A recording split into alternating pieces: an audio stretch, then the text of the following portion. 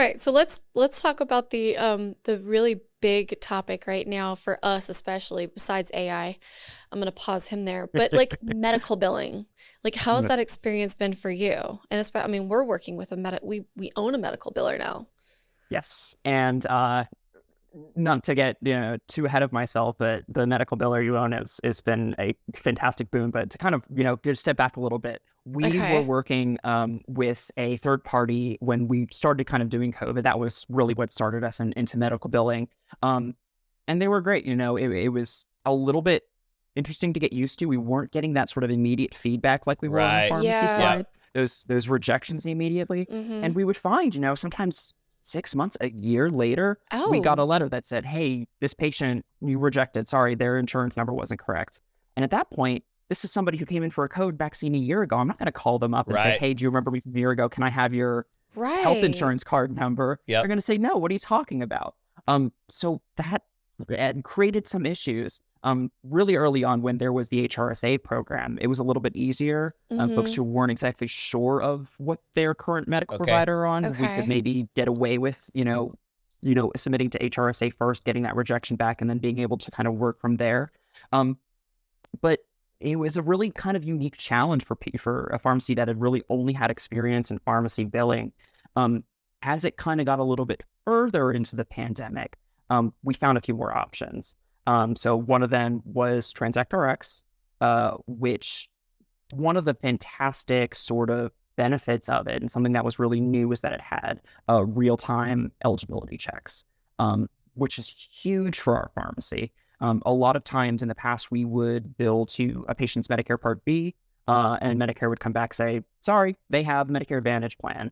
And for us, some patients don't know they have Medicare Right. Advantage plans. Yep. For us, this sort of back and forth guesswork of trying to figure out with a patient what kind of insurance you have, Right. for some folks, it was just not possible. So we would say, Mm-hmm. just give us every card you have. We're going to try to sort through it. Yeah. And that's inconvenient for a lot of folks.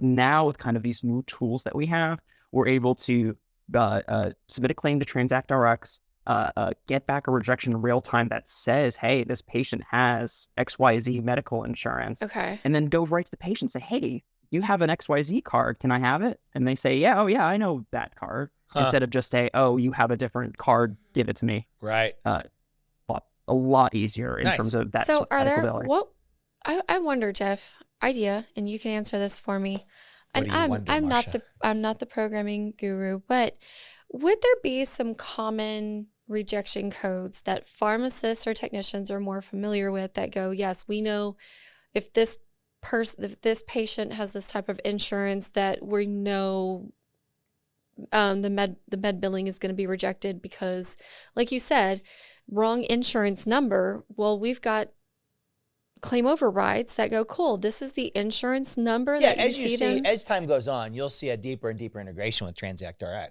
Right. It's already light years ahead of what everybody else is doing. Experiencing. Yeah. Yep. So, Definitely. Yeah. And the big thing that we had to really get used to is just the fact that these are two completely different systems, Right. Mhm. For us, when we learned, oh, medical billing isn't done in real time, that's not adjudicated in Right. real time. I Yeah. was kind of like, wait, really?